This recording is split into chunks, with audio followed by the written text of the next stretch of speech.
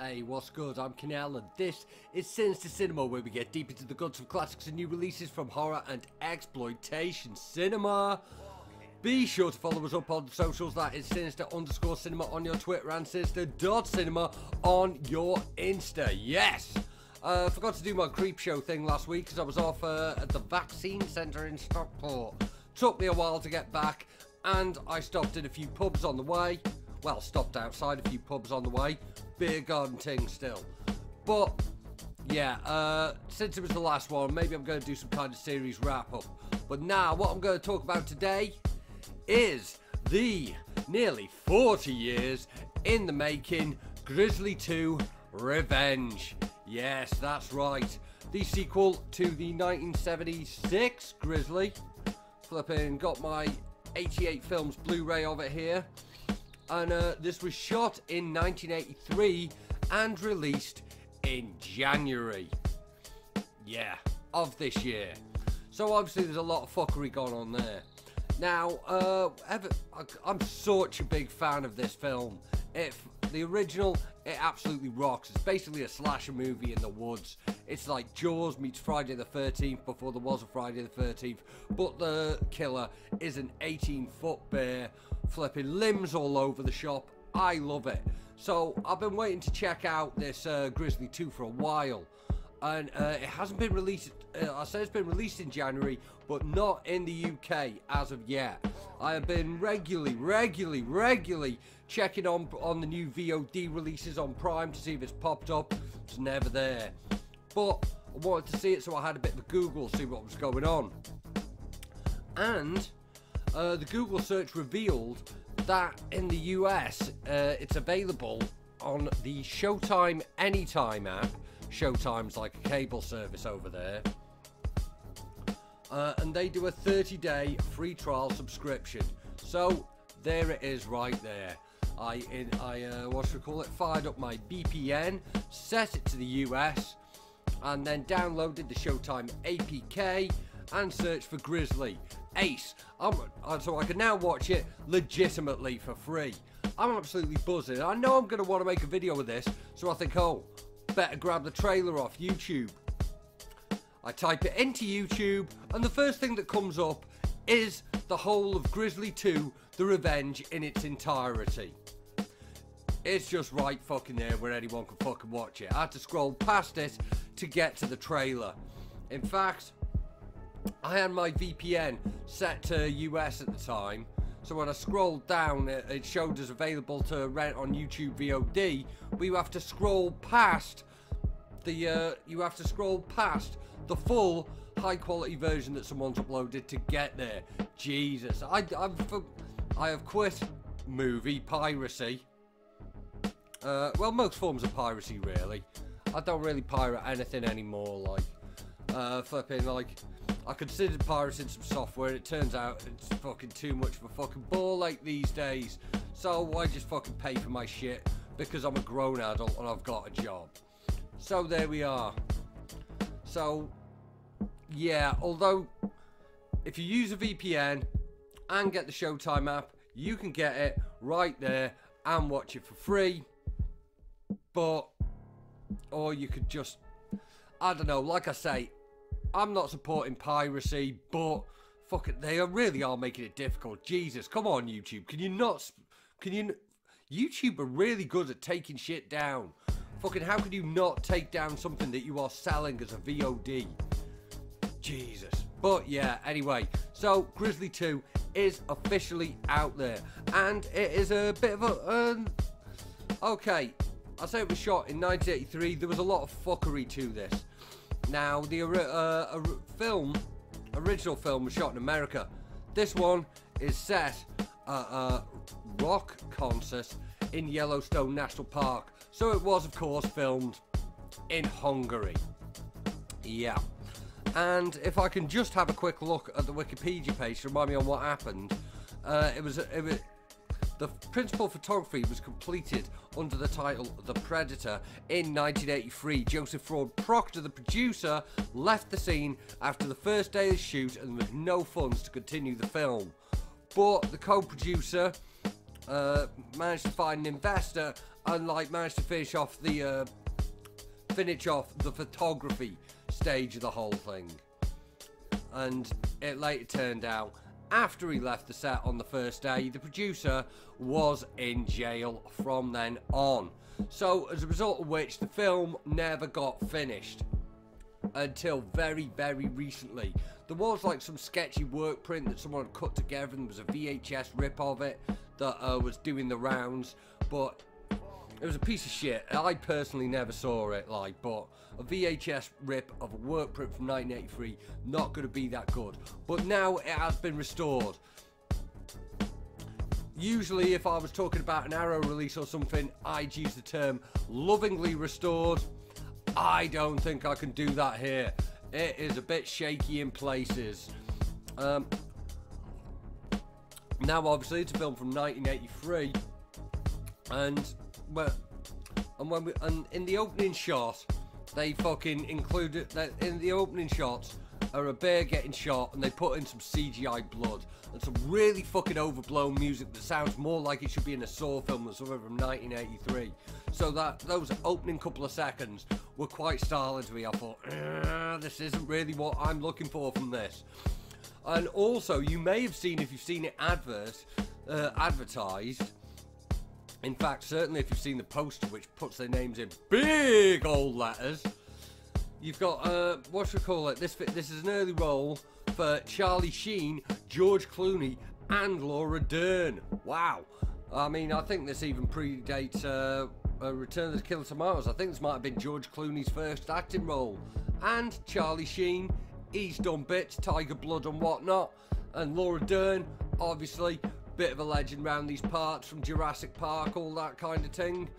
So I was quite excited to see what they were up with. Don't get too excited. Dead in the first 5 minutes. Fucking like, they're the teenagers that are going fucking camping, as teenagers fucking do. Bear turns up, kablooey. They are fucking gone. Yeah, I'm going to be doing, so yeah, don't be expecting long performances from them. And I'm going to be going into spoilers with this, but it's a big fucking bear movie. Like, what do you think it's going to fucking be like? You know, this is not flipping David Lynch. Like, you know, nothing I tell you is going to surprise you or really affect your enjoyment of the film. There are other factors that might affect your enjoyment of the film. Let's get into them. I mean, like, what I knew about this was it was set at a rock concert in Yellowstone National Park, which I don't think is something ever happened, because, you know, it's a fucking big conserved area. But this does indeed take place at a rock concert, as is set up by the park owner in the, sort of first few minutes after we're introduced to the main characters. They say rock concert. These are not like any rock bands with which I am familiar. In fact, it seems to be Hungarian pop acts of the early 80s. And I would say I'm not familiar with them. To be honest, I'm not familiar with any Hungarian pop acts. They mostly, I think at least half of them were singing in English. Or in the case of the all-female girl group, rapping in English. Rapping to 1983 standards when you're a bunch of white chicks. It's, I don't know, it's a bit wordy rapping hood, but they kind of look cool on that. And it becomes very apparent, and I will say that, like, a good half of this film is footage of this concert, which appears to be a real concert. Looked like a decent sized festival, fucking big lights and all this kind of thing. Lots of crowd footage, like, it looked like they'd filmed it at an actual concert. So presumably that was the whole that was the whole bit, like. And alongside that, we've got what should be the A-plot of the Big Bear movie, which is they're trying to find the Big Bear. But it honestly does feel like a bit of a B-plot to all of this concert footage. But yeah, it's this woman who's like a bear manager. Seems like quite an interesting job. Also feels like you should know a bit more about your bears. Some dude who's with her, and obviously they hear some campers have been killed. We need to do something about this, so they tap in John Rhys Davis, who's like this grizzled old French Canadian wearing like a flipping big suede jacket with loads of tassels on. It's like some kind of bear hunter dude. And I like this guy. He says ridiculous shit like, "You ain't never seen a grizzly, Miss Bear Management." And Grizzly love the rotten meat. He's got a few interesting speech moments, and I quite like it. And most of the film is cut in between these lot trekking through the woods and him saying all kinds of mysterious things about this bear that he's inevitably going to kill. And it's cut in between that and the concert footage, and that's what you get. And they introduce a lot of characters that they don't seem to do anything with. At one point, the woman who runs the park, and she's sort of overseeing things that are going on, this guy just runs up to her, and it's Timothy Spall, which surprised me. And she just says, "Who are you?" He goes, "I'm Rob." Last you ever see of him. Just introduces himself by name and disappears from the film completely. As do many other characters that are introduced, like. And there's this one guy who's like a bit of a rock star. He's spending some time with a chick. I think he's supposed to be kind of like a Simon Le Bon British musician type character, but he's he looks a bit like Milo Yiannopoulos. That guy who stopped being gay recently, alt-right, provocateur, all that kind of thing. But yeah, he does a bit of talking mysteriously in a goth way to this chick. And that's the last time he ever speaks in it. We do see some concert footage of him later, but it's just him, like, on a stage. Like, they haven't even given him a mic to mime. And, like, the crowd are going nuts. They must have just said, "Go nuts for this music." But there's vocals going on. He's just holding his hands out here with no microphone, and there's singing in the background. It's absolutely ridiculous. I mean, like, I'm not sure why he had to be there, because they have got the actual bands there. So why did this guy need to say this one thing unless he was going to come back? He did not.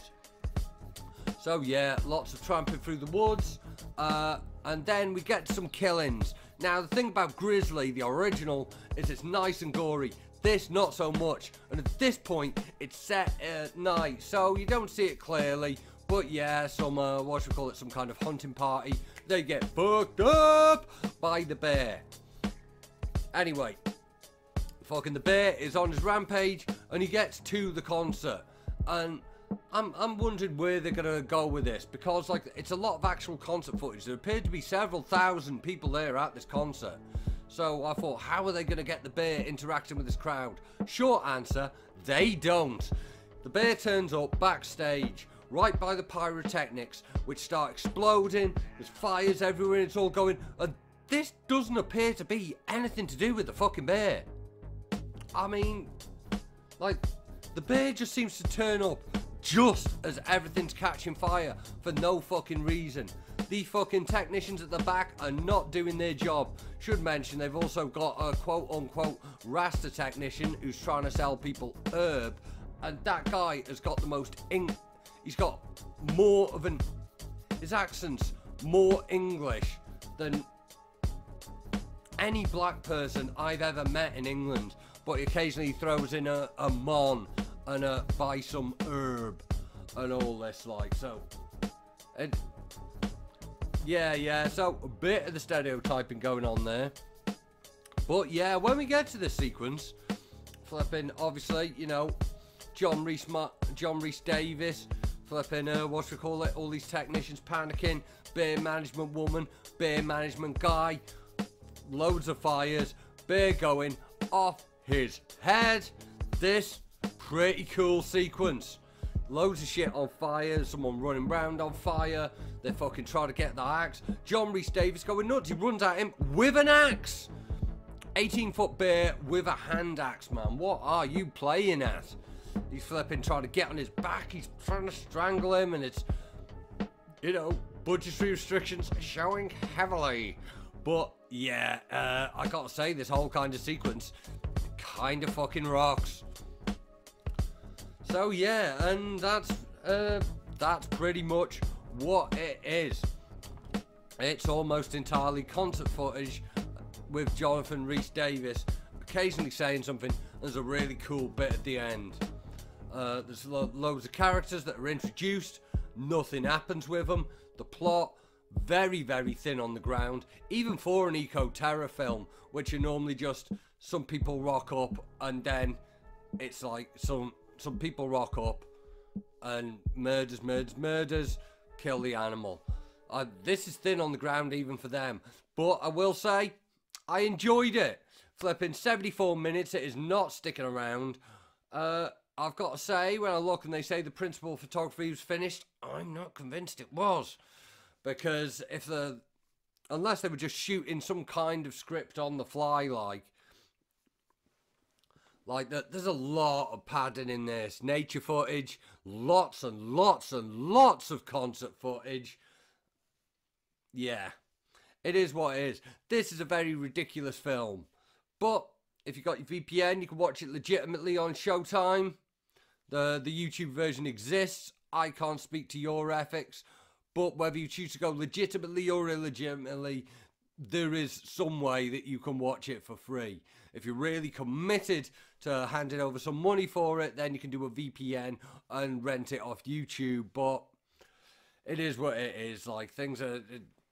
Sometimes it's just too difficult to do the right thing. But if you got the VPN, you can get the Showtime app and do it that way anyway. So you can still see it for free. So yeah, that has been the Grizzly 2.